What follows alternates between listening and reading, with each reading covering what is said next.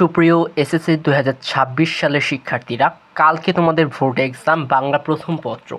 So এখানে একটা বড় মারাত্মক মজার জিনিস পেয়েছি, যেটা যদি না দেখে যাও হয়তো জেনেছো, জানি না জেনেছো কি না, বাট এটা আমি দিব আমার ভিডিও আপলোড করবো, আমার মনেই ছিল না, তো হঠাৎ করে মনে হলো এখন আপলোড করব।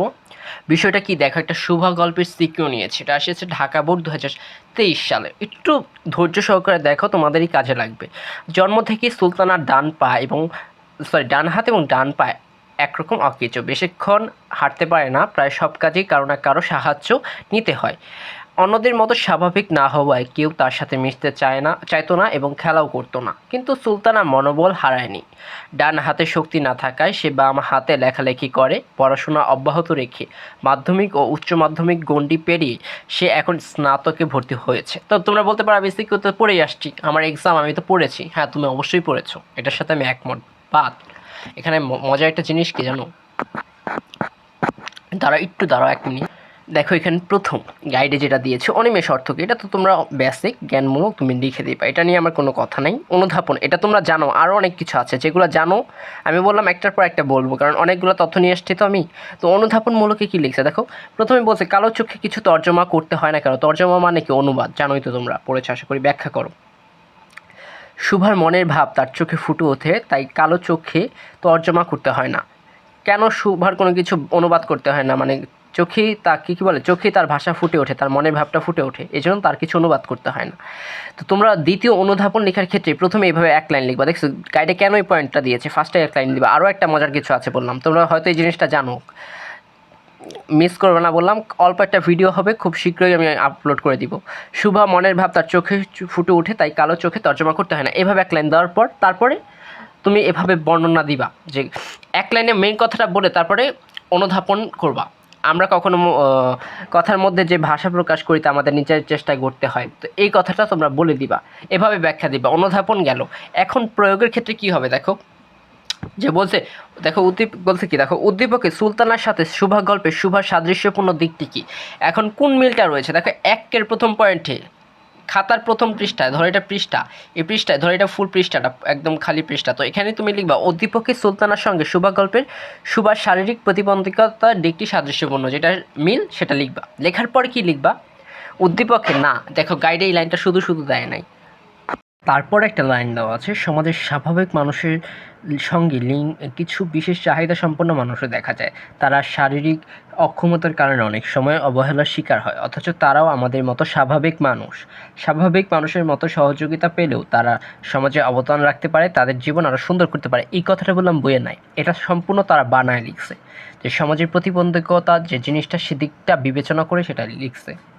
সো এই কথাটা তোমরা যেই অধ্যায় থেকে আসুক না কেন তোমরা লিখবা, এরকম বানা একটা লিখবা, তাহলে কি এটা 1 মার্ক থাকবে আর এটা 1টা মার্ক থাকবে, তাহলে 2 মার্ক অলরেডি পেয়ে গেল। তারপরে উদ্দীপকের সাথে তোমার যে গল্পের মিল রয়েছে, মূল পাঠ্য বইয়ের যে মিল রয়েছে সেটা লিখবা সুন্দরভাবে সাজায়। উদ্দীপকে সুলতানার শারীরিক প্রতিবন্ধী, তার এই হাত পা অকেজো।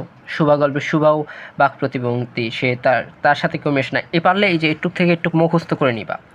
কেন মুখস্থ করবা? কারণ এই পয়েন্টটাই প্রত্যেকটা বোর্ড কোশ্চেনের নাম্বারে দেওয়া। তোমরা একটু দেখো তোমাদের গাইডটা খুলে, এইরকম টাইপের কথা একটু ঘোরায় পেঁচায় লিখবে। একই কথা বারবার লিখলে তো বোর্ড কোশ্চেন সেটা আর হইল না, সে একটু ঘোরায় পেঁচায় লিখবে, বাট এই কথাটাই প্রত্যেকটা বোর্ড কোশ্চেনে লেখা। তো এই কথাটা যদি মুখস্থ করে যাও তাহলে কি 3-এ 3 কেউ আটকাতে পারবে এই প্রশ্নে? কেউ পারবে না। ওকে, এবার নাম্বারে গেলাম। উদ্দীপকের সাথে মন্তব্যটি যথার্থ 1 মার্ক। তারপর ওই দেখো আবার একটা জ্ঞানমূলক কথা বলছে, যে এটা বানায় কথা, ওই যে আমরা বলি না অনেকে বয়ান দেয়, বয়ানমূলক একটা কথা বলবা। দেখো নাম্বারে বললাম এই বয়ানমূলক কথাটাই বলছে, যে বলে না বেশি বয়ান দেয়, এরকম একটা বয়ান দিবা এখানে, যে সমাজের স্বাভাবিক মানুষের সঙ্গে বিশেষ চাহিদা সম্পন্ন মানুষও দেখা যায়, তারা শারীরিক, এটা বলি আমি, আমাদের সমাজে প্রতিবন্ধী ন্যায্য অধিকার পেয়ে থেকে বঞ্চিত, তাদের জন্য স্বাভাবিক বেঁচে থাকার সুযোগ সৃষ্টি করা সবার নৈতিক দায়িত্ব, এরকম একটা বক্তব্য দিবা। দেখুন অনেকে ভালো সাজার জন্য বক্তব্য দেয়, এরকম একটা বক্তব্য দিবা। সেটা কয় লাইনের হবে? সেটা 2 বা 3 লাইনের হবে, সেটা বুঝে, প্রশ্নের মান বুঝে। আচ্ছা, তারপরে শুভা গল্পের সাথে নাম্বারে কি আরেকটা পয়েন্ট, যে শুভা গল্পে কি আছে, উদ্দীপকের সাথে শুভা গল্পের যেটা চাইছে প্রশ্নে সেটা দিবা। তারপরে আরেকবার দিবা যে শুভা গল্পের সাথে এটা, আর উদ্দীপকের ছোট্ট করে একটা শর্টকাট করে লিখবা। এই 2 প্যারা তো বুঝোই। তো এখানে 1 মার্ক 10-এ 10 কি কেউ আটকাইতে পারবে? এরপরও না, পারবে না, কেউ পারবে না। আর আরেকটা মজার বিষয় কি দেখো, এখানেও তুমি এই এটুক থেকে যেটুক মুখস্থ করে ফেলবা, কারণ এই ঘ নাম্বারে সব ঘ নাম্বারে এরকম টাইপের কথাই বলেছে। তুমি একটু দুই একটা অ্যানালাইজ করো, অন্যান্যগুলো দেখো, একই কথা একটু ভিন্নভাবে, যেহেতু উদ্দীপকগুলো ভিন্ন বাট একই কথাকে ঘুরায় পেঁচায় বলছে। সো আমি যদি এক কথায় বইয়ের পাঠ্যবইয়ের মূল ভাবটা মুখস্থ করি, পাঠ্যবইয়ের মূল ভাবটা ওইভাবে দেওয়া নাই, এভাবে যদি মানে সাজানো কথাটা মুখস্থ করে রাখি, আমি ঘতে 10-এ 10 পাবোই, মানে ফুল প্রশ্নটা আমি যদি কমন পড়ে। তোমাকে আমি আরেকটা সিকিউ দেখাই, দাঁড়াও। এই দেখো, এই গল্পেরও এখানে দেখো, শুভা গল্পের শুভার বাবাকে নিয়ে বলছে, তো একটুকু মুখস্থ করে ফেলবা। তো এই জিনিসগুলো যদি একটু 2-3টা টাইপের রয়েছে, মানে 2-3টা কথা একই তো হুবহু থাকবে না, এই 2টা জিনিস যদি মুখস্থ করে যাও, শুভা গল্প থেকে একটা সিকিউ আসবে এবং কমন সেটা, প্রত্যুপকার থেকে একটা আসবে, শুভা গল্প থেকে একটা আসবে, মানুষ মোহাম্মদ সাল্লাল্লাহু আলাইহি ওয়াসাল্লাম থেকে একটা আসবে, বলেই দিলাম। কয়টা করে থাকবে? 4টা না, আরেকটা থাকবে যদি তোমার কোনো সাহিত্য থেকে থাকে, সেই সাহিত্য থেকে একটা থাকবে, বলে দিলাম। এটা হচ্ছে মানুষ মোহাম্মদ সাল্লাল্লাহু আলাইহি ইসলাম প্রবন্ধ। এখানে বলছে ক খ, দেখো সেম একইভাবে লিখেছে। ক খ তো বুঝছো, ক খ আর বোঝানো নাই। দেখো গতে বললাম এই যে একটা বয়ানমূলক কথা লিখছে, পৃথিবীতে প্রেমই একমাত্র শক্তি, যার মাধ্যমে চিরশত্রু মিত্র হয়ে যায়, মানুষের প্রেমের বন্ধনে নির্মিত হয় সুন্দর সমাজ, যুগে যুগে মহামানবেরা এই প্রেমের বাণী মানব সমাজে পৌঁছে দিয়েছে। আবার ঘ নাম্বারও দেখো, হজরত মুহাম্মদ সাল্লাল্লাহু আলাইহি ইসলাম ছিলেন সর্বশ্রেষ্ঠ নবী, তার চরিত্র, প্রেম, ক্ষমা, মহত্ব, মহানুভবতা, এই যে বয়ানমূলক কথাগুলো লিখে দিয়েছে। এখন এখানের আরেকটা মজার বিষয় হচ্ছে, তুমি যদি এই মানুষ মোহাম্মদ সাল্লাল্লাহু আলাইহি ইসলাম গল্প থেকে একটু পর্যন্ত মুখস্থ করো, এখানে মহানবী সাল্লাল্লাহু আলাইহি ইসলামের চরিত্র সম্পর্কে একদম বইয়ের ভাষায় লেখা আছে, এটা মুখস্থ করলে 3-এ 3। আর এখানে আরেকটা আছে, ওইটা তুমি বানায় লিখবা, ঘ থেকে 3-এ 3 যেটা মুখস্থ করছো এখান থেকে বানায় এটা অ্যানালাইসিস করে লিখলে 4-এ 4, 10-এ 10।